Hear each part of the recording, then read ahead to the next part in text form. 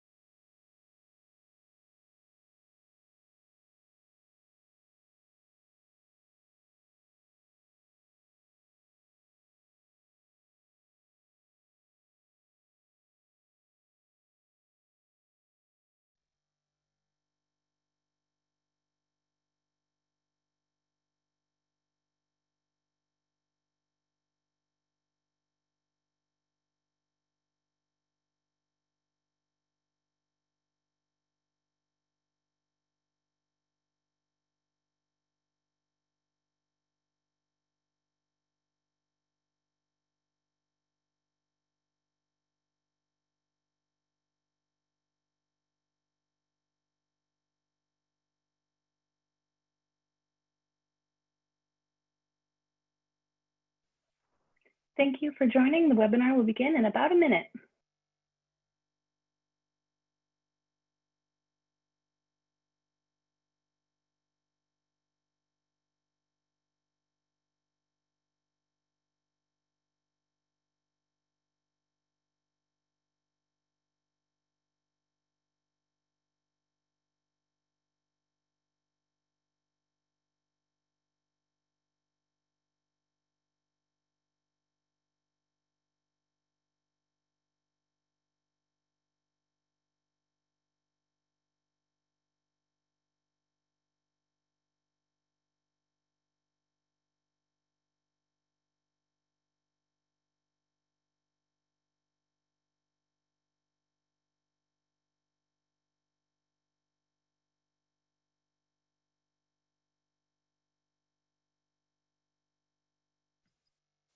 Hello, everyone. Thank you so much for joining us.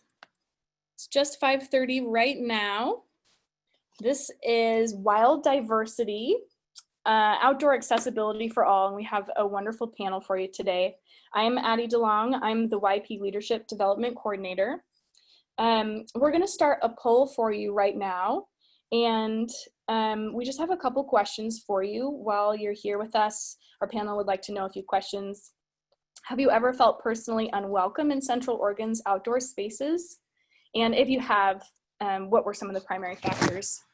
So that will be up for a few minutes, and then we'll look at the results of that. So if you go ahead and answer, that would be amazing. Okay, oh, I'm gonna launch it right now. There we go, now you should see it. Great, that's gonna be up. So this is a part of the City of Bend's Welcoming Week. This is one of the events, and the young professionals have put together a really great panel for you today. We have Patrick Dunn with Out in the Wild. We have Xavier Borja with Latino Outdoors. We have Rob Garrett with LinkedIn Learning. We have Ashley Schaefer with Oregon Adaptive Sports. And we have Mia Vidrez with Out Central Oregon. So we're going to be talking to all of them today and hearing some of their experiences about being in Central Oregon. They all have a wide variety of experiences and a wide variety of outdoor activities amongst this panel as well. So we're going to get to deep dive into a few different specific ones, which is going to be really great. I see a lot of you are answering the polls. I also just want to say, a big thank you to the City of Bend. They, chose this panel to, well, they didn't choose the panel, sorry. They chose this event as one that they would like to have. So we really appreciate that. And they also sponsored it. And we have US Bank as a Bend YP sponsor as well for the year. And Pride Staff is also one of our YP sponsors for Dev Labs.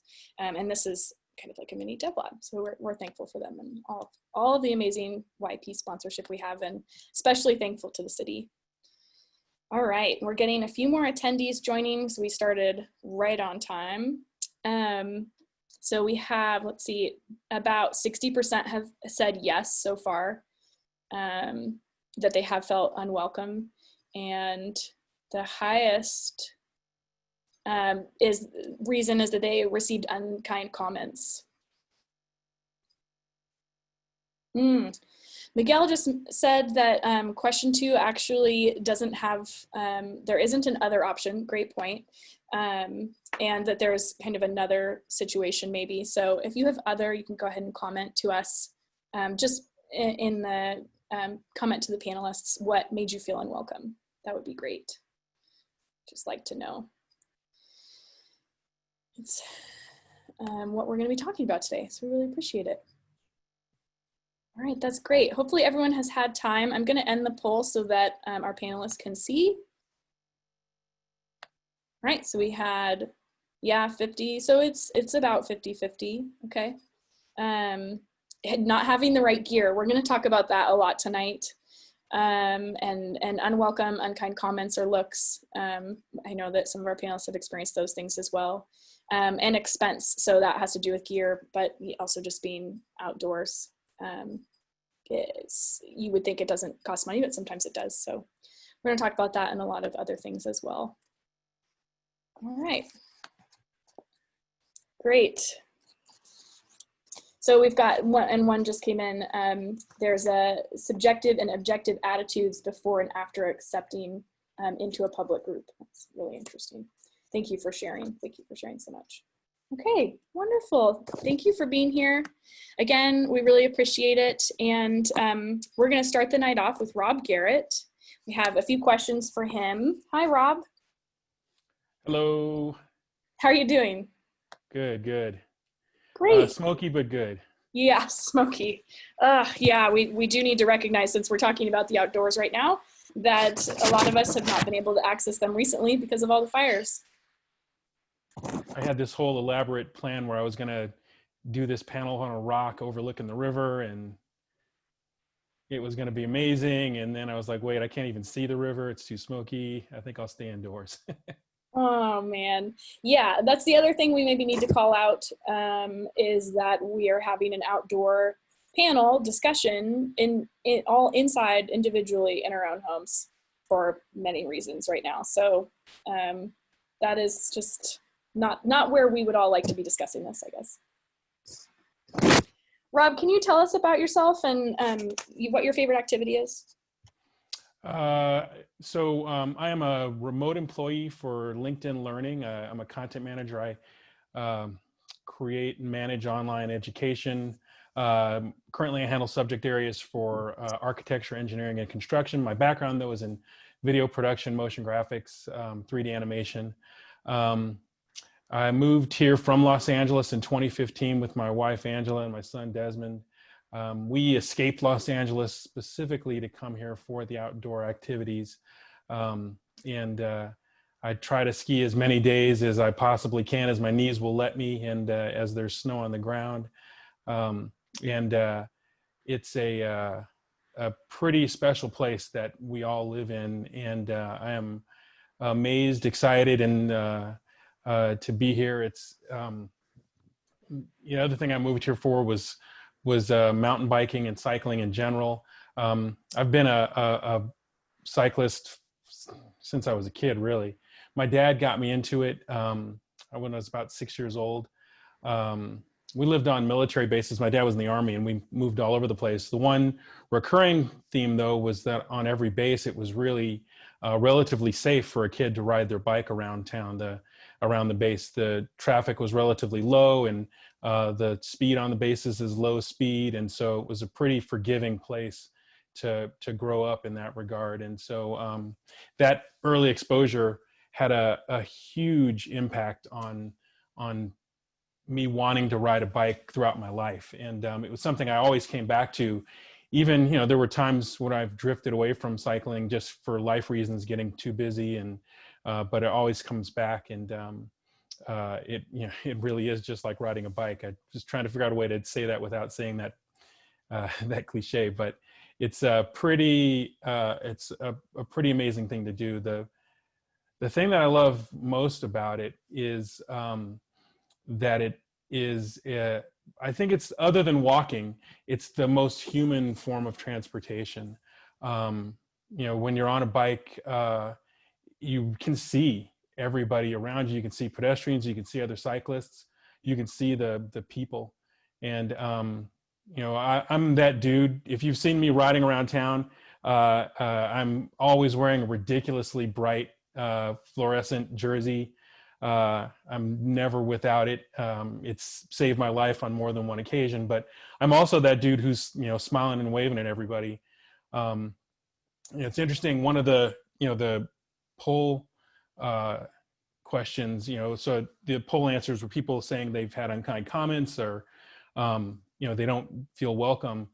A big part of that, and for the record, I've had that as well. I haven't had any of the unkind comments. I have felt unwelcome, and even with, full disclosure, I have very nice gear, and so for me, it's never been. I didn't feel adequate, but from a gear standpoint. But there is a very distinct look in Bend, and I definitely do not fit that look. I am never going to be the 6 foot tall, skinny white dude with a beard wearing a plaid shirt and a trucker hat and drinking an IPA on the back of their truck at Phil's Trailhead. But that doesn't stop me from going out in the woods and enjoying myself. And it's a big part of who I am. It always has been. And I try not to let the lack of diversity stop me. I'm going to go and do it whether those folks want me there or not. So, it's more of an attitude than anything else. But again, one of my goals when I'm out in the woods and when I'm on my bike riding around town is to see people and to do that. One of the biggest barriers to riding a bike in Bend is that it's a town like most American cities. All of our cities kind of formed after the invention of the automobile, and that has a huge impact on their the scale of them. None of our towns are built on a human scale. When you walk around a European village, all of those towns formed long before the cars were invented, and so they tend to be built on a human scale. And you can walk to a store or ride your bike through parts of town without having to worry about getting killed.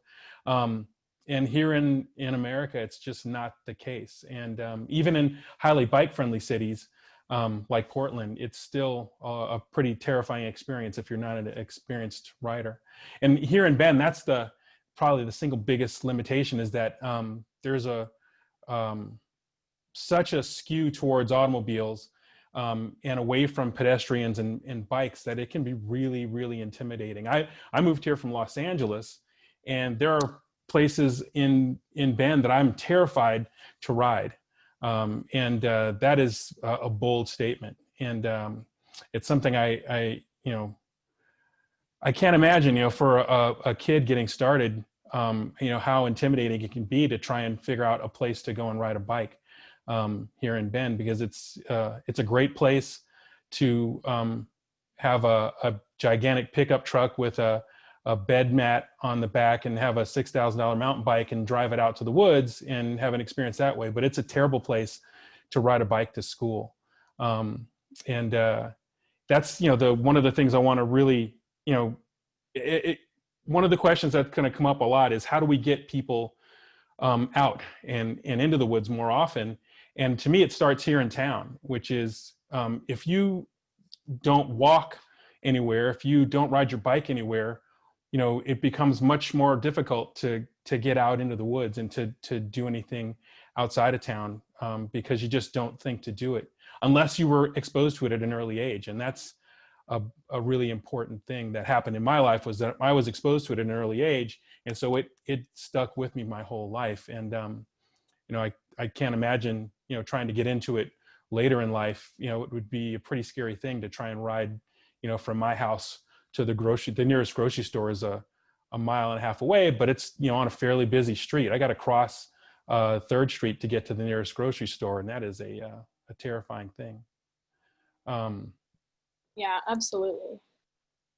Rob, have you, what about information about biking? I don't know a lot about it, and I don't feel like there is a lot of information out there, especially maybe in other languages, but, you know, I feel like there's kind of a lack of knowledge about biking, how to bike safely in town. What are your thoughts on that? There's some great organizations. One of the things I will say, you know, it'll sound like I'm really down on the city of Bend in terms of biking and bike safety. Yes, it currently sucks to ride a bike in Bend. There are some really good things that are happening. The transit plan that's coming up has a lot of really amazing things for pedestrians and bikes in there. The sad part is that all of those things are years out. There are some great organizations here in town. Bend Bikes is one.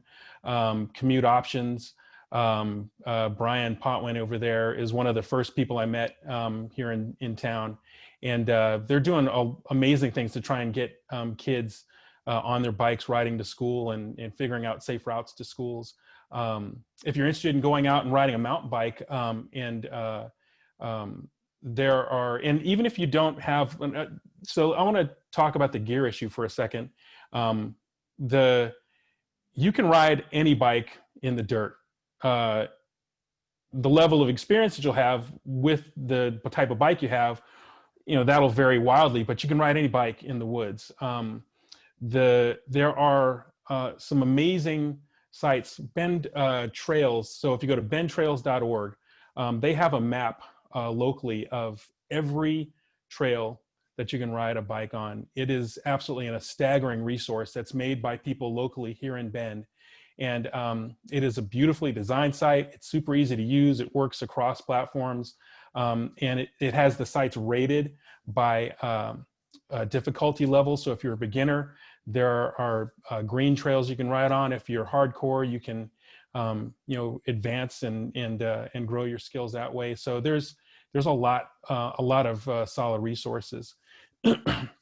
There are unfortunately there were some great Bend oriented bike charities that I don't think are running anymore. I think there's definitely for lack of a better term, a hole in the nonprofit market in that regard. It'd be nice to see some of those folks get back up and running again. And something I'm going to be working on over the coming years. Full disclosure again, when I first moved here from Los Angeles, I was very selfish with my time. I'd spent a lot of time in the city, and escaping it was a huge weight off my shoulders, and I really wanted time to myself with my family and getting to know this place. And now that I've been here a while, I'm seeing where the need is. And one of my personal goals, even before COVID hit, was to become more involved in that. And so that's going to be a big part of who I am moving forward, is trying to get more people out onto bikes and make this place better for bikes in general. So last closing thought, and I'll pass the mic over, is if you see a chunky but funky guy in a really bright jersey on a pretty nice bike, smile and wave. It might be me. Rob, it might be you. I bet there are people in our audience who maybe have seen you, since you were saying you ride all the time and you're in your bright outfit. It is crazy bright. What colors is it? Safety green. The same thing that construction workers wear. It is obnoxiously bright. So it is, like I say, I can't even tell you how many times it saved my life. So please, if you're out there, if you're watching this, wear bright colors. Were there any experiences you wanted to share that you narrowly escaped? Mostly at intersections. One of the things that you learn early on when you're riding is that people in cars don't pay attention to anything but what's in their car and what's right in front of their windshield at the moment. Coming back to barriers, that's one of the things that, a bike humanizes you because you can actually see the person that's coming towards you. Everything about cars dehumanizes everyone who's not in your car.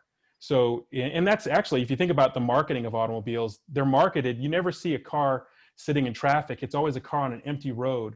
It's a person, with their windows down and not a care in the world, oblivious to everything going on around them.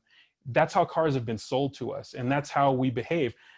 I'm guilty of it myself, because when I get in my car, I tend to go right into that car mindset. I've got to get to where I'm going. And, and it's really, it's kind of horrifying when you step back and really think about it. And so coming back to experiences, most often, like when you're coming up on an intersection, there's always a moment where I'm coming up on an intersection and there's a car that is coming to a stop sign as I'm passing through. I have the right of way, but I don't know if that person sees me. And my rule is, I have my hands on the brakes ready to stop unless I make eye contact with that person. If I make eye contact with them, then I know that they've seen me. And typically what happens, because I'm wearing that crazy bright jersey, is they pull up to the intersection, they look up in front of them, they look over to the left, and they're like, oh, snap. And then I know they've seen me because they just saw that crazy bright jersey, and it has saved them from just, missing me entirely and then pulling out in front of me. Yeah, that's such good advice. And my husband is a road biker and a mountain biker as well, and I'm always worried for him. So yeah. I need to get him some brighter gear, I think. Yes, please. Thank you so much, Rob. We'll circle back at the end. And that's actually something I forgot to mention in the beginning for all our attendees. If you have questions that come up while we're talking to our panelists, please put them in the Q&A box, and we will have time with them at the end to answer your questions and discuss them. So please put those questions in the box. Thanks so much, Rob. Thank you. We're going to bring on Patrick Dunn next, and he has a lot to talk to us about, and he's starting some really exciting stuff too. So I'm so excited you're here, Patrick. Hi, thank you. Hi, can you introduce yourself? Yes, my name is Patrick Dunn. My pronouns are he, him, his. I currently work as a climbing guide at Chalkstone Climbing Guides up at Smith Rock. I also work for the climbing gym, the Bend Rock Gym, as a guide for them and at their front desk. And I also just have launched and started my own venture called Out in the Wild, which is a guide company specifically for the LGBTQ plus community. I'm a gay man and really wanted to make rock climbing and backpacking and just the outdoors in general and more accessible to fellow LGBTQ folks. So that's why I've started this new venture. That's so great, Patrick. And for everyone listening, I am going to be sending out an email at the end that talks about all of these places, websites that Rob was talking about, and Patrick's websites, and everything that all the links you hear mentioned today, you're going to get those at the end. So don't worry, we'll send that out. But yeah, we're so excited for you launching that new venture. Can you tell us more about why you feel like, why is there a need for this? What niche are you filling? Well, I guess for me, so I got into rock climbing, and I guess my passion for the outdoors started at a really young age. I grew up on the Jersey Shore, of all places, which seems a unique place to develop a love for the outdoors, but I grew up really close to this place called the Pine Barrens, and in my teenage years, there was a lot of denial and angst around me accepting myself. And so I really found solace in escaping to the woods and exploring, and it kind of instilled this sense of adventure in me. back then at a young age. And I started rock climbing when I was around 18 years old at a climbing gym in New Hampshire where my brother lived for a little while. And the thing that really drew me to rock climbing, the thing that I love about it, is that there's always kind of a challenge to take on. And also just the places that it can take you to. I mean, I've climbed in Yosemite and Joshua Tree and New Zealand, so many beautiful places. But for a long time, I felt really uncomfortable being openly gay within that community. Because I think historically, we can all agree that the outdoor industry has been a pretty heavily heteronormative, super masculine culture. And so I had a lot of fear around whether or not I would fit in, whether or not I would like be made fun of. And so it took me a long time to really allow myself to be open about who I was while rock climbing, while just being outside, even just in myself. Like a lot of it wasn't like an outward thing. Like I was walking down the trail, I was like, hey, I'm gay. It's like more just feeling settled and comfortable in myself while out there. And yeah, so I guess, does that answer your question? Or Yeah, no, that's great. I would love for you to expand on, what other kind of barriers you've come across. So it's that feeling, and then there's some other maybe more physical things, or. Right. Yeah. So I think, let's see. So specifically for the LGBTQ community, I think, and for myself, I think a lot of it's just fear of being safe in the space. But then also,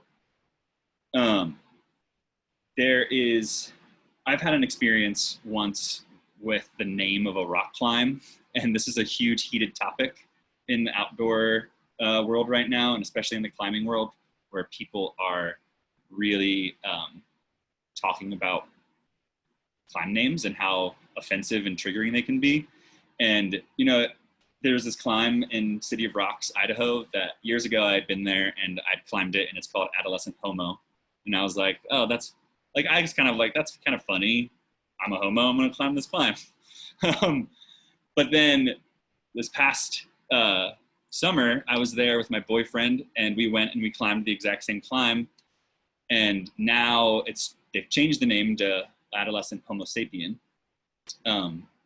which is great. But another climbing team came up next to us, and were looking in their guidebook, and it said in the guidebook, Adolescent Homo. And they were like, oh, are you guys climbing Adolescent Homo? Like, you guys aren't gay, are you? And it was just this like moment of like, really? Is this really happening right now? And my boyfriend was about 45 feet up, and he had the balls in that moment. I didn't, unfortunately, to just be like, yeah, actually we are.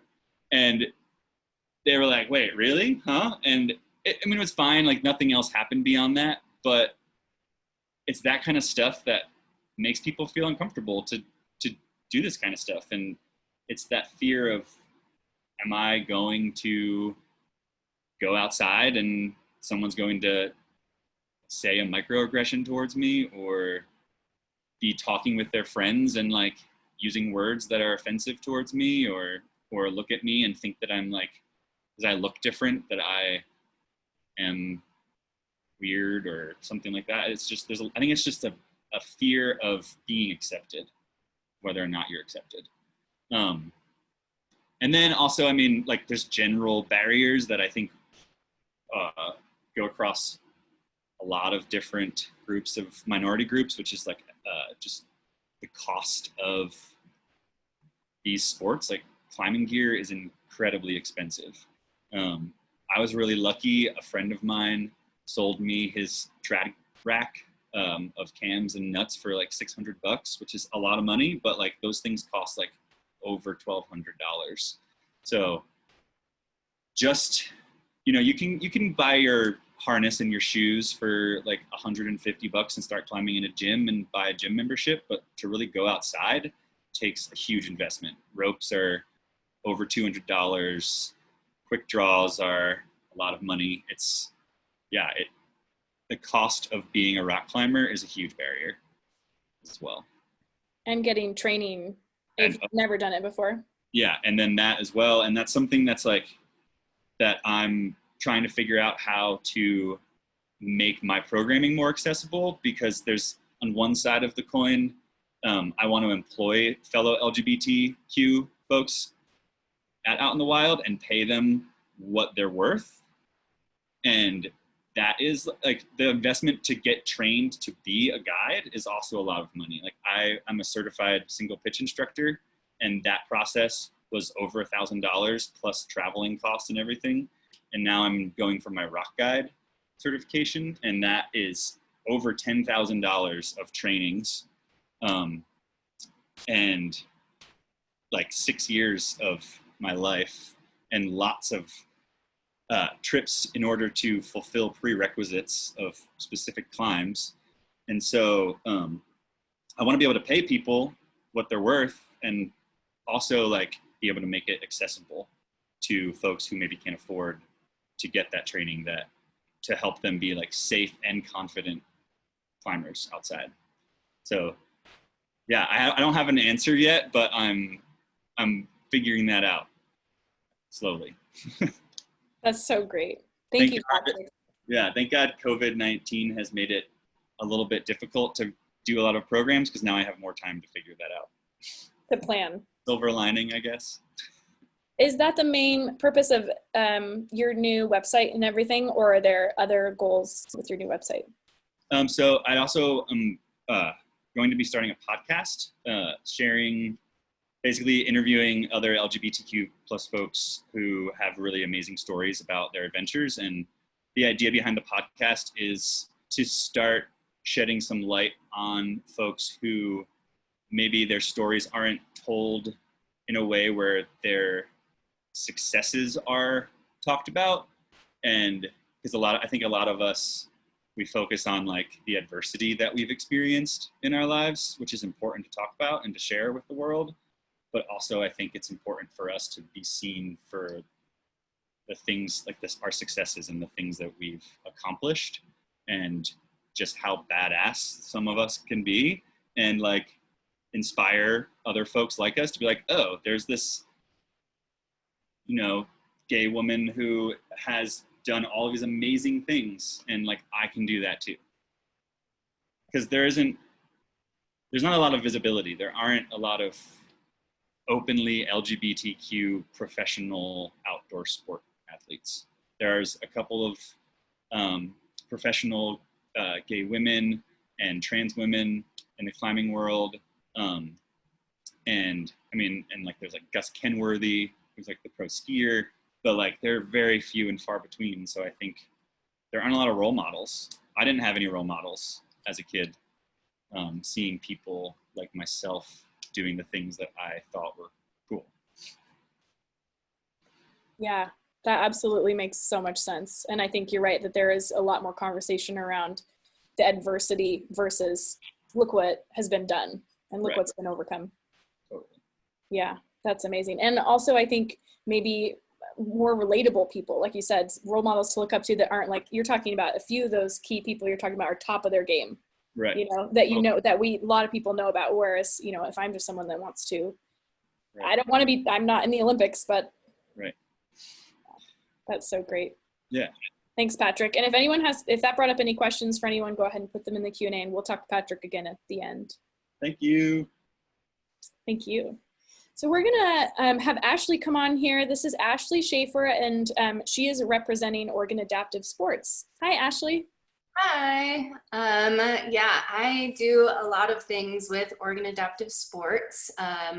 My kind of background is I use a wheelchair. That's kind of my part in all of this and how I got introduced to Oregon Adaptive Sports.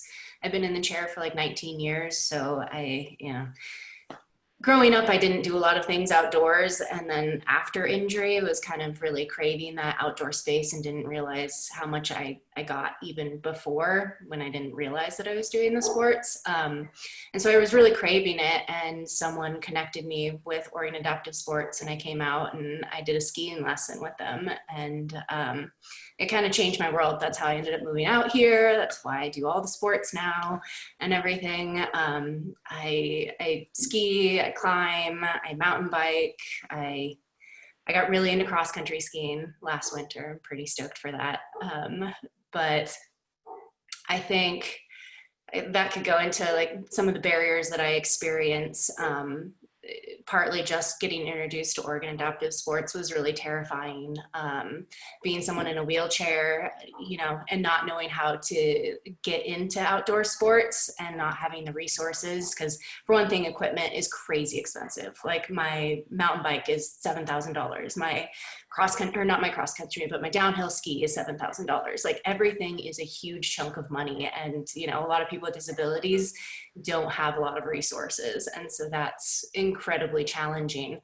But on top of that is you also don't know where you can go. Like someone said in the poll about, you know, not having the information. And that's something with accessibility that we also are really challenged with, is not knowing what trails are going to be accessible. Like when there are websites about, you know, parks and things, there's no information about accessibility. It'll say like ADA, and that really doesn't tell me anything other than there's an accessible bathroom and potentially a 1/4 mile paved trail. And like for me personally, that's not what I'm looking for.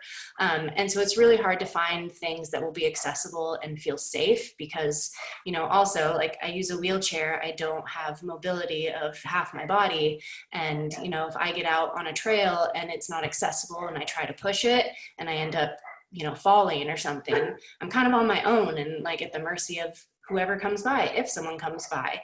And it's like, you know, most of you can go out and do something, go out into the woods by yourself and feel confident of getting back. And I can't always. And so that's a big barrier.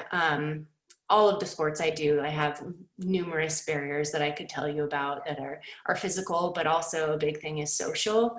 You know, it's really hard, because the reason that things aren't accessible really is because designers don't really know how to design for accessibility. And that's a big problem. And that's kind of part of the whole systemic problem of all of these things, is that, you know, our society really leaves out people with disabilities, you know, people regarding race and gender and sexuality and everything. And that kind of creates this trickle down effect, because the people who are in charge of making decisions don't think about them and when they're doing it. And with accessibility, it's a physical thing that you can see, you know, it's something that you interact with. And so no matter where I go, like it's kind of constantly there. There's either stairs or a trail's not big enough, or many things. And so, yeah, it's a lot of different levels, from the systemic onto the physical things that keep me from doing things a lot of times. But then there's places like Oregon Adaptive Sports, who I didn't say what they are, but they help people with disabilities get outside and kind of empower them and introduce them to things. And I started out by, you know, being a participant with them, and now I do a lot of volunteering and do public speaking for them sometimes, and all of that, because now I feel confident enough and I have, you know, all of the equipment that I can go out and do things mostly on my own. I typically will bring a friend just because, like I said, it's a little scary still. But yeah, places like Oregon Adaptive Sports, those kind of nonprofits are amazing. So definitely advocate for them and support them. Yeah, absolutely. And, you know, like you said, with the design, if you don't have someone, if you're making a new park and you don't have someone represented at the table, as that phrase has been used a lot recently, but you're not going to see that lens and you're not going to take considerations into the design. Exactly. Have you, I would like to know, you know, just as a woman as well, I know I'm not super comfortable going out by myself. So you're talking about, you have the added barrier of, you know, what if something happens, I'm not as mobile, but have you, is being a woman add another layer to that at all? For sure. I mean, going anywhere, being a woman is really challenging, and then also feeling more vulnerable, not knowing how people look at me, because I've heard other things about people, oftentimes pitying people with disability, and so we're kind of the bottom of the chain for criminals. They're like, oh no, we don't mess with the cripples, kind of thing, and it's like I don't know how to feel about that. I don't know what my risk is sometimes. And, I definitely have felt uncomfortable because every woman, I'm pretty sure, has gotten catcalls everywhere they go, and, just uncomfortable things. And, that bringing up the pity thing, that's another discomfort about being outdoors, is people will constantly comment of like, oh, it's so nice to see you out here, or want to stare at you as you're unloading things, or just make a show out of what you're doing and act like it's not normal. And that's just another social part of people, constantly calling out that you're different, and it's all a part of the whole thing, and just makes it really uncomfortable. And climbing, I love climbing in the gym, but it's a very able-bodied sport, and it has a shit ton of ego, and so it's like, climbing with half of your body is very different, and it's not as technical as it is for most people. And so going into the gym was super scary because I just didn't feel cool enough. I didn't feel like I was going to do it right enough, and all of that stuff. And, I've done a lot with OAS and everything, and I've gotten over that now. It's just like, whatever, I'm strong. I don't care. It's a great workout, but there's a major barrier there of just not fitting in or not being the cool outdoors kind of person.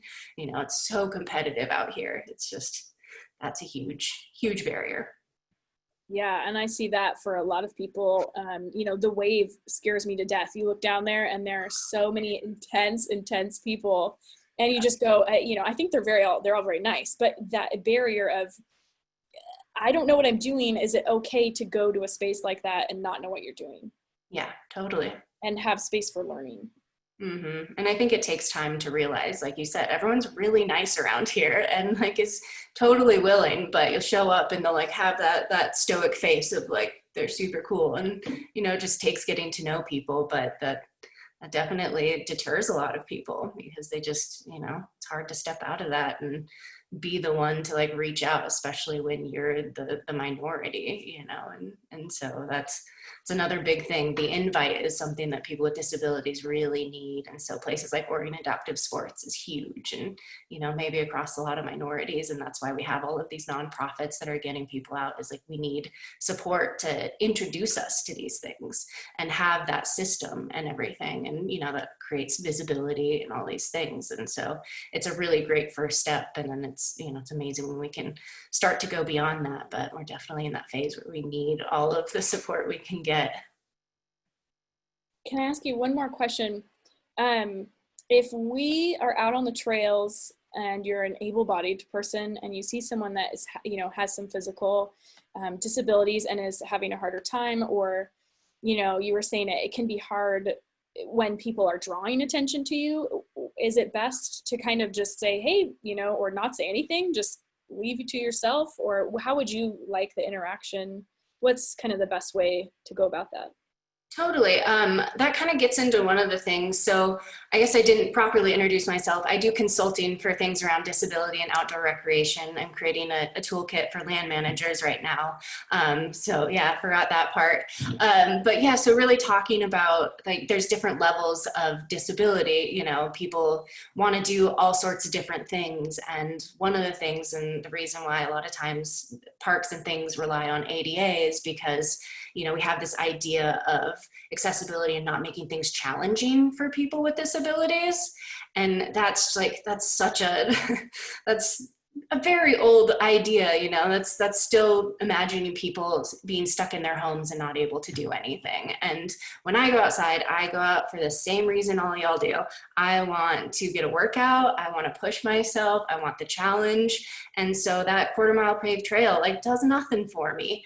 And so that's one thing. If you see someone out there and they look like they're exerting themselves the normal amount that anyone else would, comparing people to everybody, not looking at them as a disability and being like, oh, that seems, my dad, he still tries to push me everywhere and it drives me nuts, and he's like, oh, I don't want you to exert yourself. I'm like, no, he just has that lens.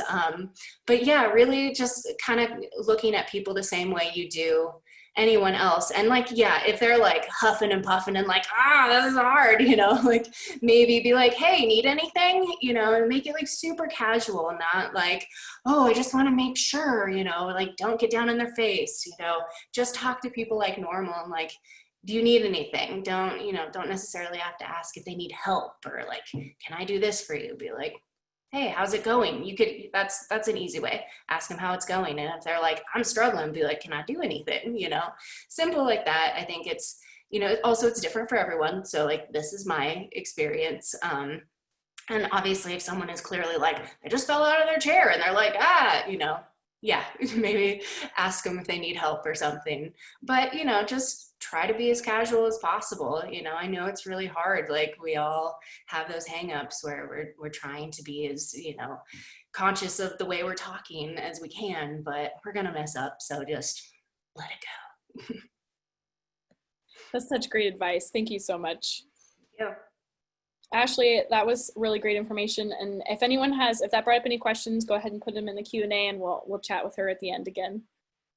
All right, next we have Xavier Borja, and he is very engaged in a lot of outdoor stuff. I mean, all of our panelists have been, but I'm really excited for him to tell you about all the initiative he's been working on. And Xavier, can you introduce yourself? Yeah, thank you. My name is Xavier Borja, pronouns he, him, él. Usually just go by Xavi. Xavier is fine. Born in Redmond, grew up in Madras most of my life, and then lived in Bend off and on now for about 8 years. And I spent about a year and a half out in San Francisco. And that's kind of honestly where I learned this, notion or these conversations around DEI, inclusivity, being an ally, and all these things all at once. For me growing up in Madras, all these conversations were not being had. And from that knowledge and from those understandings, I wanted to take that and kind of apply it to where I'm from and where I maybe didn't see a lot of that happening. And that's what kind of sparked me to kind of start the local chapter of Latino Outdoors. For folks that are unfamiliar, Latino Outdoors is a national nonprofit engaged in engaging the Latinx communities and inspiring them and encouraging them and creating these affinity spaces to get them outside. And for me personally, like I love the outdoors. I love being outside ever since I was little. But I think to like this Bend notion of like the outdoors or narrative, I never really was exposed to that. And I wanted to be able to help create that using any positionalities that I had to create that and foster that for the community at large within Central Oregon. And again, that's kind of why and how I started the local chapter of Latino Outdoors, which is, for context, also it's ran completely by volunteers, which is completely great. And I definitely wanted to do that. But from me starting the chapter, there's a lot of excitement locally with other organizations that were looking to partner. Which is always great because then they can leverage all their resources and mitigate a lot of barriers that are associated, like gear, like transportation, and all these other different barriers that we kind of see and are talking about.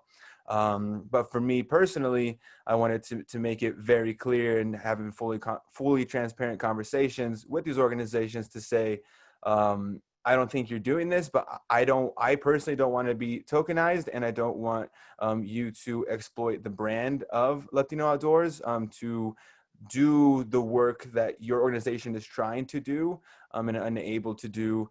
And I mean, it just frankly compensating folks in any marginalized groups for their knowledge or anything that you're asking them for in any type of like expertise or to share their experiences with you.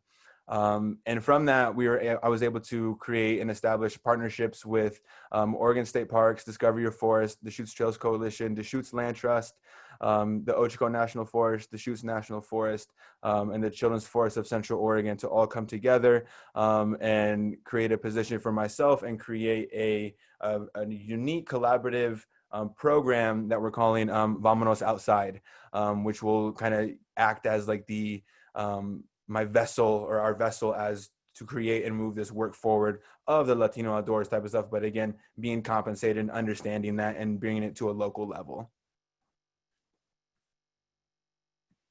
Thank you. Yeah, the programs that you're working on are amazing, and that you're partnering with all of those different programs as well. But you know, you have your own section and you're getting out there. Can you talk more about your personal experiences, maybe, and you know, the barriers you're seeing in Central Oregon specifically to getting outside? Like my personal experience with the outdoors, and or my personal like barriers, or what I've seen from the community. Yeah, maybe your personal experiences, and you know, in the community, what kind of barriers are you because you're working to mitigate those barriers? For sure. I think for me, like, I mean, I grew up, you know, riding my bikes around with my friends, my neighbors, right? I think, you know, I have a lot of cousins and like family, and we'd always be kind of rowdy in the house, and our parents or aunts or whatever would always say, you know, vete afuera, which is like, you know, just get outside, like go outside. And so we just always kind of go outside. And I spent a lot of time growing up with my grandparents out in Eastern Oregon in Kimberly. And there was a big orchard out there. And so I spent a lot of time just working in the orchard with them. And that was kind of like my introduction to like these outdoor spaces and to the outdoors. When I moved to Bend, that's when I was really exposed again to this like almost extremist or like summiting a mountain. Like I had never been to Mount Bachelor until I moved to Bend. Like that was just something that frankly, like, you know, my dad, that's what white people do. Like we don't do that. Like, you know, that's just something, you know, we just never were exposed to. So for me, that was like my biggest barriers, is just a lack of exposure to a lot of these things, just because we never did that growing up, or that was something that my family or my parents just frankly just didn't have the resources to do. And I think everyone kind of alluded to gear being, you know, extremely expensive, you know, especially from a family standpoint. It's like, if you have a family that's, you know, that's 4 backpacks, or however big a family is. For me, it was, you know, we have 4 of us, you know, it's 4 backpacks, 4 pairs of shoes. Like that adds up quickly just for something to, for leisure, you know, and that's an immense privilege, I think, to have, and to recognize that, you know, not a lot of people can do that. And then there's a, you know, a plethora of sports that are, you know, are here in Bend, but again, in each avenue, that's so expensive. Like, you know, I think Patrick alluded to, you know, gear for climbing, you know, and then you have bikes, and then you have folks that may not be able-bodied, and then all these things, you know, again, they add up. But again, to me personally, my biggest barrier was just lack of exposure. And then I think when it comes to the community at large, and something that also kind of inspired me to continue and to want to move this work forward, is like, I'm fairly, you know, I speak English. I know the language very well. I was born here. That's a privilege that I can have, and like a positionality that I can help uplift the community, and understanding that, you know, not a lot of folks speak English. Not a lot of folks are tuned into everybody's newsletter. And, you know, how can we come up with ways to get this information out to folks in their own language, into a space where they're going to interact with this information. You know, not a lot of people are on social media. You know, for the most part, a lot of folks, especially in the Latinx communities, are on Facebook. But again, getting organizations to get that to Facebook, you know, and not having to be so like professional, or like, you know, again, having to have that streamline of information just be through like the newsletter, or through a downtown event, or have you type of thing. Yeah, that's great. Thank you so much, Javi. I think we're gonna. I'm so sorry. Sorry. You're good. It happens all the time. You're good. And it's something that I've worked on too, like how to like correct people, and like it's totally fine. It happens. You know, it's a great thing to talk about in an inclusion thing, right? Tell people if they get your name wrong. That's important. And no, I actually have never met a Zavi, and I think I love that name. It's so unique. And I know a few Javis, and it just slips out sometimes. I really apologize. You're totally good. And again, it's just one of those things, again, to like the compensation piece, right? It's like learning how to advocate and giving folks those tools on how to do that. Yeah, you're good. We'll pretend I did it on purpose, so we could share the lesson. Great. Thank you. And we'll talk to you again in a little bit. All right, we're going to introduce Mia now. And Mia, thank you so much for being here. Can you tell us a little bit about yourself? Yeah, I just want to make sure my sound is working first. Is it good? Okay, cool. My name is Mia Alvidrez, she, her pronouns, and I've been in Bend for about 5 years. I grew up in El Paso, Texas, and I'm involved with Out Central Oregon, which I got connected to them. Also, identify as a woman of color. I'm lighter skinned, so it's not, you know, I haven't experienced any huge barriers to the outdoors because of my skin color, though I will touch on that a little bit.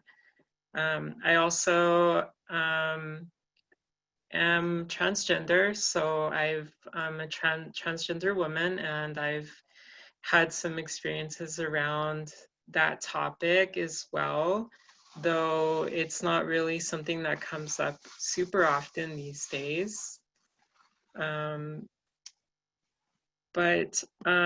Yeah, so just, I guess, is there something in particular you wanted me to cover here after that? You're great. Can you share, if you're willing to share maybe a personal experience where you felt welcome here in Central Oregon? Yeah, so I'm like a lot of the other people have mentioned, I haven't really experienced any like super upfront kind of discrimination. I think from the perspective of being someone that's part of the LGBT community, it's more like subtle types of stuff that happens. I'm really into rock climbing. I'm part of the outdoor climbing community. I think the subtle types of things, just being a woman and a person of color, is just like having a hard time finding a climbing partner, for example, like maybe just cultural differences in the way that I approach things can come across as maybe incompetence to some people, just because of the way that our brains fill in information psychologically, which I'm learning from this book called Blind Spot, which I highly recommend everybody read that, Blind Spot. But it's just these biases that we tend to create because we associate faces with gender and bodies with sex and color, and all these things can I feel like for me are part of the subtle types of barriers that I've experienced trying to integrate in the climbing community in Bend, and just the outdoor community in general.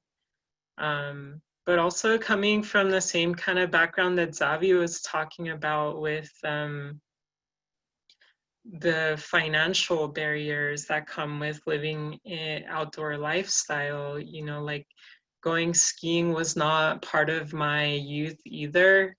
So when I was trying to get into it, you know, and I think just anybody that is a beginner probably has felt that kind of like fear of going up to the mountain, because you don't want people to make fun of you, or like, which is so common for people to do. Just think about how easily people throw the word guppy around. At least I've heard it a lot. Yeah, and I guess, and then just again, the topic always comes up of just about being a woman, and I do so many things by myself outdoors that sometimes that itself is very scary because of the way that women are perceived when they're by themselves outdoors, which is, I don't know if we have time to cover that right now. But yeah, that's just some of the subtle stuff that I can share right now. Yeah, we have time if you want to go into anything in more detail, or you know, if there's anything else you want to share, other experiences, or if you want to talk about what some solutions you've been thinking about. Not that you need to solve that, because those things are, you know, as a community, we have to work on together. But yeah, well, I think this is a huge first step in the right direction. I mean, we've got people on the panel that have groups that are actively working in the community to solve that, and just learning from as many people as we can that have the background in diversity, because we can't expect one person to represent all people with disabilities or color or genders or orientations. Like, I feel that it's a constant thing that we need to address and just keep learning and growing and trying the best we can to learn. yeah, to learn and listen to new voices. Yeah, I think everyone, all the panelists are nodding. It's so wonderful. Is there anything else you wanted to share with us, Mia, before we go to Q&A? No, I think that's I'm good. Thank you so much for being here. We really appreciate it. You're welcome. Okay, wonderful. Well, that was just so amazing and such great information from all of you. And you know, with even just this small group of panelists, that we have such diverse, you know, lenses to see things through. And I just think that that's really important for, you know, like Mia was saying, Blind Spot sounds like a great book. We can send that link out as well in the email afterwards. There's been a lot of resources shared already here. So, you know, we're going to go into Q&A now, and we've got just a few things that we'll, you know, discuss as a panel. But if any of our attendees have questions, and none have come through quite yet, so if you are, now's the time to ask your questions of these amazing panelists that we have here today. You have them all to yourself for the next few minutes. So go ahead and ask a question if you want to. But we did have some come in earlier before this event. So one of the questions we have is, how would you recommend newly formed clubs and teams go about setting up systems to ensure diversity and inclusion for years to come? So talking about these lenses that we have, how do we keep these in consideration when we're building new programs and moving forward? Can I take this? Or start it? Can you repeat it though? I'm just kind of confused in the context or what they're meaning as far as like sports or teams. Like, oh yeah, I think any outdoor thing. So, you know, maybe even Patrick like is starting a new club in a way. I mean, it's not a club. Forgive me, that's probably not the right way to explain it. But if you're starting a new outdoor focused event, or even maybe just an event, I would say, and not just a long-term club, but how do you set things up for a long-term success to be able to make sure you're setting these lenses in and thinking about it from different perspectives? For sure. I think engaging with, you know, marginalized communities and trying to find an authentic way to do that, to even have that lens to begin with. I think intentionality, comes to mind. Being intentional in where this club is going to meet, where it's going to be. Is it at a centralized location? And I think just understanding a lot of barriers associated with the sport or activity that is being formed, and going through the processes. And it's going to take some time if you want to do it have longevity, and invite folks to the table to kind of hear their perspectives in, like, you know, what is it that you are looking to get out of this? What are some ways that we could help, or what are some ways that we can make this better for everybody? Yeah, I don't know. I mean, just intentionality. Go ahead, Ashley. I would also add to that, like, statements, like the intentional statements of inclusion, for one thing, you know, thinking about all those things like Xavier was saying, of, you know, trying to think of all the different ways that people, you know, would want to be included, but then also just having it there, you know, like so many places have like LGBTQ friendly on their windows and stuff. And I think a lot of times those little statements go a long way. So that's a start. And then, yeah, really who you're bringing to the table and how you're engaging with those communities, and being really aware of how, you know, trying not to tokenize people, because that happens way too often. You know, we bring someone in just because they fill one of those, you know, accessibility or disability, or, you know, one of the the different minorities, and being really careful and conscious of the way you're doing that, and you know, engaging really authentically. And you know, kind of, I think community engagement can be big, like trying to do things with these groups that is kind of beneficial for both sides, that isn't going to them and be like, hey, will you come and be my token and, like, you know, attend my event because you're of color or you have a disability, and instead being like, hey, how can we work together to make this, you know, more inclusive for both of our communities, and kind of change things. So really, it's having the conversation and being open and to learn. That's so great. Yeah, tokenizing is something else we could talk about tonight, because that's how do you start getting those different lenses without, like you said, just saying, you know, you're a person of color, you're a person of a different gender, or you're, you know, how do we not just do it, but really do it, you know, really actually include everyone in a way that makes sense. Mm-hmm. Yeah. Did anyone else want to talk about setting up systems for success? Rob? I think it might also be as simple as, but not simple. Even, you know, for example, when I first moved to Bend, I started a group for motion designers, and I just put it on meetup.com, and I never thought about, and it, you know, it's one of those things, you know, you kind of grow over time and learn about these things, but it never occurred to me, for example, when I started that group, to put it on other platforms that weren't necessarily digital or were in other languages, so that people who were interested in that sort of thing, but maybe they didn't have access to Meetup, maybe Meetup's not in their language. Like there's all these things that you know, things that we don't think of as barriers because we come from a particular background, and we don't think about you know, the experience of someone else, you know, not having access to that thing.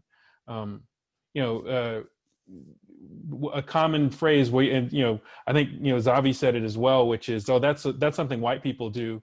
That phrase is so so loaded for me. I don't want to like divert from the idea of, but to me it kind of relates to the tokenism thing that's come up in this discussion, which is that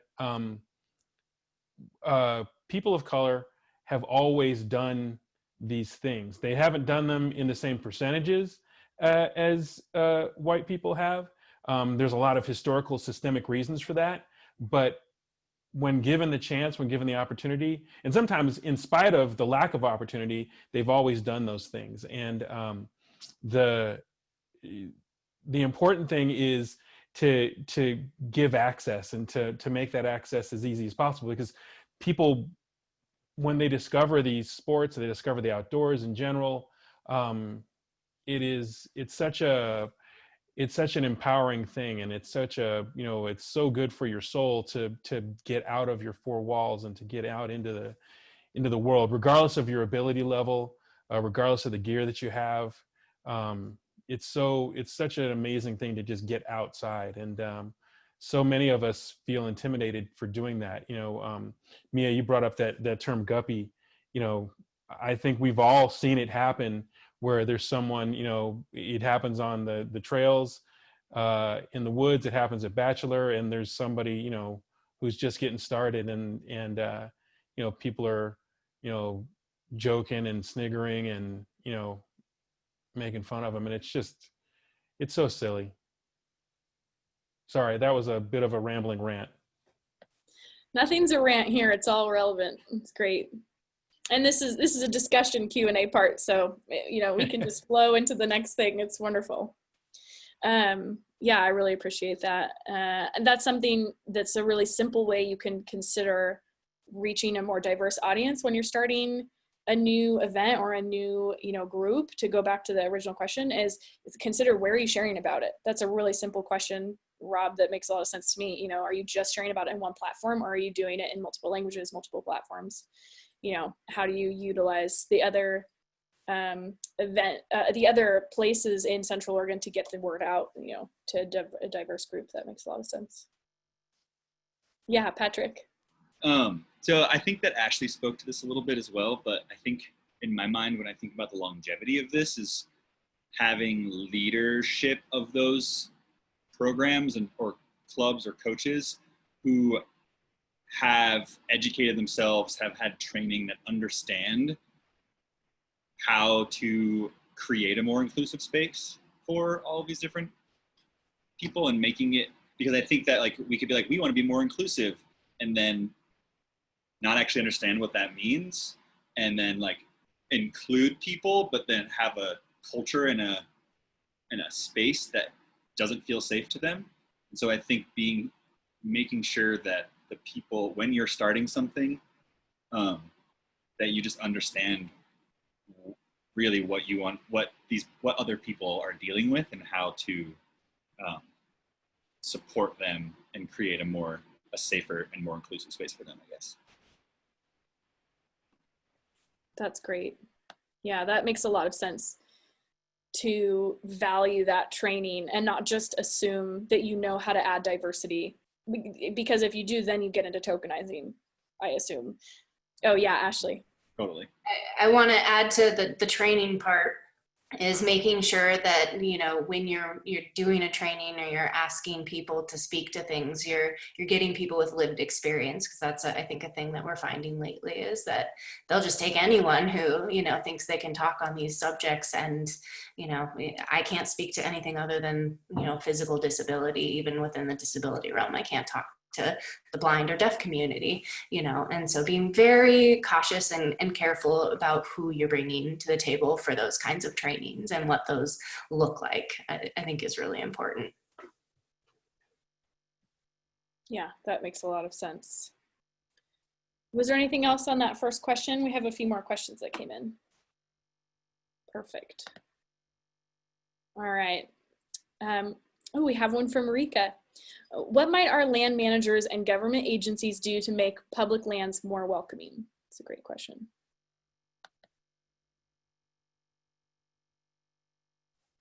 Our panelists are considering the question. Can I? Yeah, well, one idea that comes to mind that just kind of goes along with the previous question is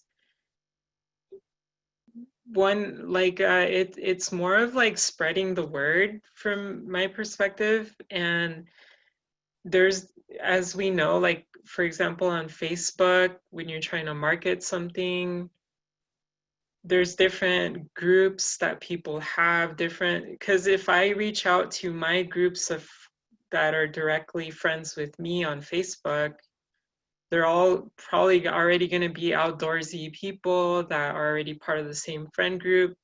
But if you reach out to me, I also have access to groups that are strictly for like the Latinx community or the trans community or LGBT.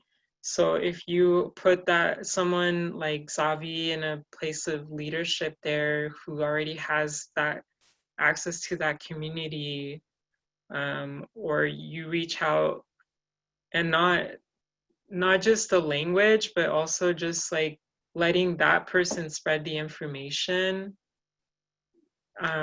maybe as a volunteer or as a paid position, I don't know, but that's just one option for me. Yeah, so having advocates within those circles that can share about the, you know, what's going on in the lands and what's available. Yeah, Patrick. So I spoke to this a little bit earlier, and I think I would love to hear from other folks about this, but this whole concept of the naming of places, outdoor spaces that we all go to, and how that can feel offensive or triggering in some cases, and just that names can cause people to not feel like they can go somewhere. And for me, I think it's more problematic for like the BIPOC community, especially like Indigenous folks, than for LGBTQ folks. But even just like that one experience for me, I mean, I think that there's a lot more there that isn't being talked about. So yeah, I think that's something for land managers to think about, how to change names of places. Yeah, that makes sense. It also feeds into another question, which is, you know, are there state or federal programs or policies that you think have been successful in addressing some of these barriers, or are there not, and what can they do? So naming is a big one that kind of goes with that question as well. Ashley, did you have something on that? Oh, I was saying to make things more welcoming for public lands. An example of something that hasn't been so welcoming is mountain biking the trails. Signage is a problem. Like sometimes there are signs of like human powered only, no motorized, and all that kind of stuff. And that's been kind of a weird subject and pretty heated around Bend, but of, you know, allowing e-assist and things. And with the adaptive community, like I have e-assist on my mountain bike and I can't get up those hills without it. Like your arms aren't meant to do the work of your legs, you know, and it is hard on one of those bikes. I can't make it up without my e-assist, but I use it responsibly. I'm not tearing up the trails. But there are also people out there that are like, get really offended when they see an e-assist, no matter what bike it's on. And so that can be a thing, you know, signage for that, or just signage about how long a trail is going to be, like for women. And, you know, also like knowing what the trail is going to look like before you go on it and what to expect. This can be for a lot of different disabilities, a lot of different minorities. Knowing what there is to expect is huge, because people don't want to go out if they like don't know how safe they're going to be, you know, or if they feel like they're going to get lost. And so signage is a really big thing that I've been advocating for with public lands type of stuff. More accurate information. Oh, go ahead. Can I add on to that? I think it's a huge deal to see. A lot of times people of color don't want to go someplace like, so for example, I have a rule. I never go to a bar unless I know someone specifically that's been there, because I don't know what I'm walking into. It's the same for the outdoors. People don't want to go someplace where they're not welcome, and they don't feel welcome because they don't see themselves, they don't see people like them in the outdoors. And you know, seeing, if you're a land manager and you're putting up advertising for your project, it could be as simple, you know, you don't want to be it doesn't need to be a tokenized representation. There are ways to do it tastefully that make it so that people do feel welcome, you know, and put those put people of color in your materials, and you know, get, you know, to those communities when you're advertising, when you go to talk about the project and make it open to the public, or bring groups to those places. You know, reach out on a variety of platforms to get them out into the woods, because it, you know, they exist, the communities exist, but you know, they oftentimes won't speak up because they think it's not for them. Yeah, I think that's great. That brings up a question for me that I've heard floating around, which is, you know, a lot of places are starting to add, in Central Oregon specifically, starting to try to add more diversity to their advertising. But if somebody comes here and then sees that Bend is still a majority of a white place, do they feel like they've been lied to, you know? I mean, it's still worth it to share and get things out there, but I've heard that before. Do you have any thoughts on that?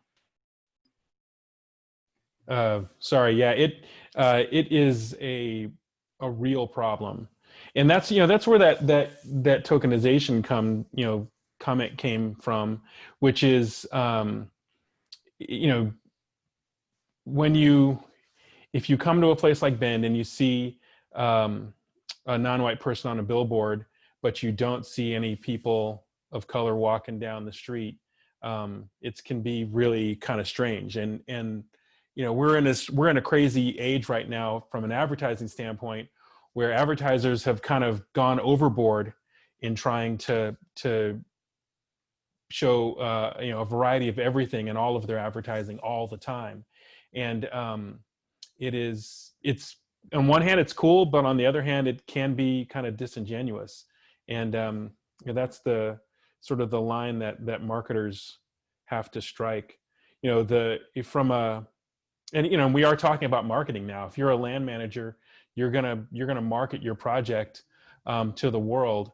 You have to decide how you want that project to be, and if you want it to be inclusive, then you have to set that as a goal right up front. And you know, I think Ashley mentioned this earlier, which is the the inclusivity statements. And I think it was Mia that said it earlier. Having even little signs on there. Like BLM. Up until this year stood for Bureau of Land Management. Now it means something very different. And seeing that on a sign in the woods, out of context can, it doesn't necessarily mean anything, but, if you're going to put that up there, spell it out. Or if you're going to put a rainbow on your signage, make sure that, there's no mistake why you're putting it there. And so that you are saying out loud that we want you in this space. We want you in this space. That's so good. I love that. Did anyone else want to piggyback off Rob if I missed you? Thank you for that. That was really helpful and really insightful. I want to end with one of the last questions, and also just kind of maybe an uplifting one, which is I would love to just hear from all of you with your words of encouragement for, folks in general, but also in your specific area of expertise and where you are working and passionate for getting out there. And, we've got two sides of the coin here. You're speaking as panelists and as individuals and living your lives out to, help bring that inclusivity from the outside, but also, from the inside, and just encouraging people to get out there. And I know you're all working in that space. So what words of encouragement do you have for everyone listening today? Keep at it. Educate yourselves. Ask questions. Be curious. Be authentic. Yeah, I mean, we're humans. That's the end of the day. What we're trying to do, right? Humanize everything. And again, just educate yourself. It's exhausting work I only want to speak from for me, for a lot of folks in doing this work, for folks, trying to or learning, and it is exhausting and it is tough. And to encourage folks that this isn't like an extra thing. This is something that we need. And that's the reason why we are all doing this work.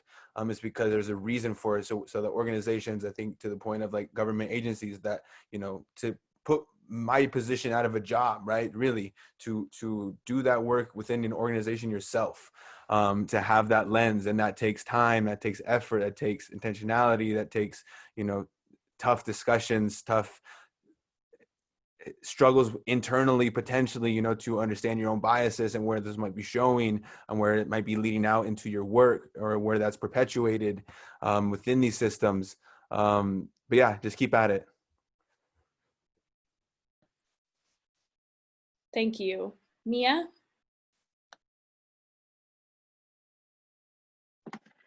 Well, yeah, I think what I want to say on that is, like, Smith Rock is one of my favorite places as a rock climber. That's somewhere that I go a lot.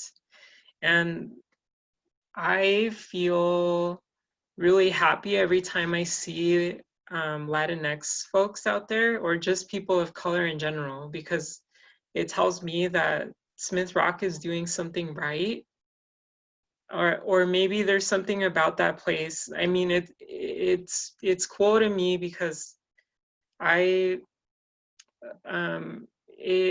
outdoors and doing stuff like climbing was always, it still is, depending on who I talk to, considered like not something typical that Latinx people do. So seeing people going out there and enjoying that, and as far as I know, I don't know of anyone that's experienced any discrimination there, but I think that could be a good place to just learn from, if that hasn't been done already, because maybe it's the access, maybe it's the fact that, I don't know what it is, but I want to keep climbing and showing people that it's possible despite all these barriers, because I'm doing it. So that's my 2 cents on that. Thank you so much. Yeah, just get out there. Patrick?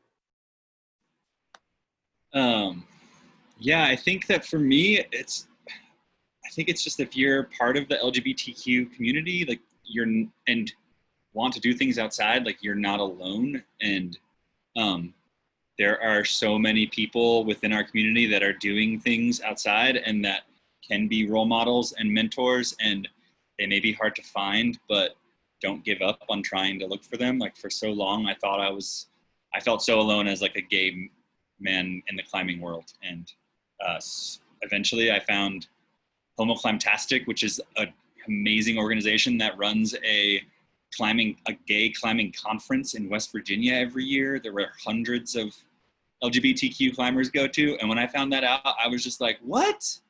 And so, yeah, we're out there, and we're here to support you, and go to outinthewild.org to, to check out what I'm doing. And yeah, I think just keep at it. Like Xavier was saying, don't give up. Ashley. Yeah, I pretty much the same thing, as that, within disabilities, like there are resources out there. It can be really hard to find things, but there are a lot of people that are working on it, including myself, to make things more accessible from the digital side to the physical side. So just keep looking. Facebook has been a really big resource for like spinal cord injuries. There's huge groups and, so many people to connect with, and no matter what your ability level, really, like there's something that you can do, even if you never thought it was possible. Like forget those Olympians and Paralympians, like, yeah, they're superhuman, whatever, we can still do those things. Like, even if you don't feel strong, like you can still ski. Like there's so many options. Like if you don't feel like you can do it, just know that you really can. And that if you reach out to some of these groups like OAS, like they have your back. They want to support you. They want to give you the resources. So just don't lose hope when you're trying to find these things, because not all the resources we find are going to be something that really resonates with us. And so keep looking, because there's a million out there and you just have to find the right one. So just really keep at it and just own it. And that's kind of been like one of the hardest struggles out here, is just having a disability and like being terrified to go out to the gym. And eventually it was like, oh, I don't care what other people think, and you just have to find that within yourself. It's really hard, but try, and you'll succeed. I resonate with that. And I don't necessarily fall into any of these categories, but I think that so many people need that message of don't let fear stop you, and it can be such a scary, elitist kind of world in Bend. We get some of the top climbers, top bikers, top athletes here, in every sport that we've talked about. So it can be really intimidating for anyone. And that's just such a great message. And I also love, Ashley, that you said, don't stop if you found, something that's supposed to represent you, but you don't feel good there. You still don't feel safe. It doesn't feel like the right fit even. Keep looking for the right thing that really fits for the right program, because they're out there. I think you might not feel very good if you think, oh, I'm supposed to fit in here and I still don't. That might happen, and that's okay. You have to try a different one. Yeah, that happens a lot within disability, because there's so many different levels. And, like I'm pretty independent. I do some extreme stuff. And so that doesn't feel inclusive to people that don't do as much or don't feel as comfortable doing as much. But, it's all out there, and we're all there to support each other, no matter, what our level is. So please. That's so wonderful. Rob? So there's two sides to this whole discussion, I think. So first off, there's if you're looking to get into any of these sports, to get outdoors in any way, reach out. You probably through degrees of separation know somebody that has a bike, for example. If you don't have a bike, borrow one. If you the other side of the equation, if you do have a bike, loan it to a friend. If you're a person of color and you don't feel comfortable going to a place, reach out to someone. If you're watching this video, like, me, you might see me on my bicycle, stop me and say, hey, Rob, I saw you on that thing. I'm thinking about going here. What's it like? Reach out to me on Facebook, anywhere. The other side of the equation is if you're a person who's already out in the woods and you are experienced and you have all the gear and you've been doing this for years, smile and wave. If you see someone who is not as experienced as you, who looks different than you, don't be a jerk. It's such a simple thing. We live in a crazy society where everybody will smile at a dog on the sidewalk or on the trail, but almost nobody smiles at a person of color when they see them. And it is a very uncomfortable situation when that happens. And you know, you'll see me smile and wave. I'm overcompensating because most of the time nobody smiles and waves at me. So I'm going to be that person to initiate the smiling and waving. And you know, it seems like I don't want it to sound trite, but it really does start with that. And you will make people feel welcome. Who doesn't want to get smiled at, regardless of where they're at? I love smiling and waving at people, and I do it way too much. And I have to be conscious of not doing it when I'm alone somewhere, just walking around by myself in the woods, waving at people. But that's a whole other thing. But yeah, I agree. Don't be a jerk. Let's leave it with that. No. Are there any last things any of you wanted to share? Oh yeah. One thing, I got a comment on the chat saying that I'm an inspiration, and though I appreciate getting something from what I'm talking about, I want to make sure that we know where that inspiration is coming from. Is it because I'm a person with a disability and I don't, people don't think it's possible for me to do things, I want to challenge everyone to just Google inspiration porn and see what that means, and really explore that within kind of your level of consciousness of all of these things. So thank you for that comment, because that's a huge topic within disability, and I'm glad I could share that with you guys and ask you to Google it. So thank you. Yeah, so much learning we can do. And I don't know if you panelists have been watching, but we've had comments pouring in this whole time with just thank yous for being here, for giving of your time, for giving of your energy. This isn't just showing up tonight. I can attest that I have been sending you emails and bothering you, and we were on a call before, to plan this, and they've put a lot of thought into this and a lot of time into what they were going to talk about tonight and how they were going to present themselves and their communities, representing all these things. And I've just seen how much work they put in, and I know that all these panelists are involved in the community in a whole bunch of other ways as well. And I just want to thank you again, and just thank you for being here. We're so appreciative, and clearly our crowd is so appreciative as well. So thank you. Applaud all of you for all the work you've been doing and just sharing. Thank you for being vulnerable and sharing your experiences and who you are, and the challenges that you've personally experienced. I just want to recognize that that's a really vulnerable place to be in, and we just really appreciate it, because it's a hard thing to do. And you're being vulnerable to help all of us. So to help all of us as a community, just to get better. So I'm rambling now, but I'm just so thankful. So trying to give you all the thankfulness. And yep, great job to all. So many great comments, you guys. I'm gonna download these actually and keep them. I might send them back out to you. everyone who attended today, again, I'm just gonna remind you, I'm going to send out an email with all of these great resources that were mentioned tonight. And also this will be recorded, and we'll put it on the chamber website as well, so people can learn from it down the road. It's a continual learning process. Wonderful. Okay, well, thank you so much. It's 7 o'clock. We're so appreciative, and thank you, everyone. Have a great night. Good night, everyone. Thank you. Thank you. Thank you. Good night. Bye. Thank you. Bye.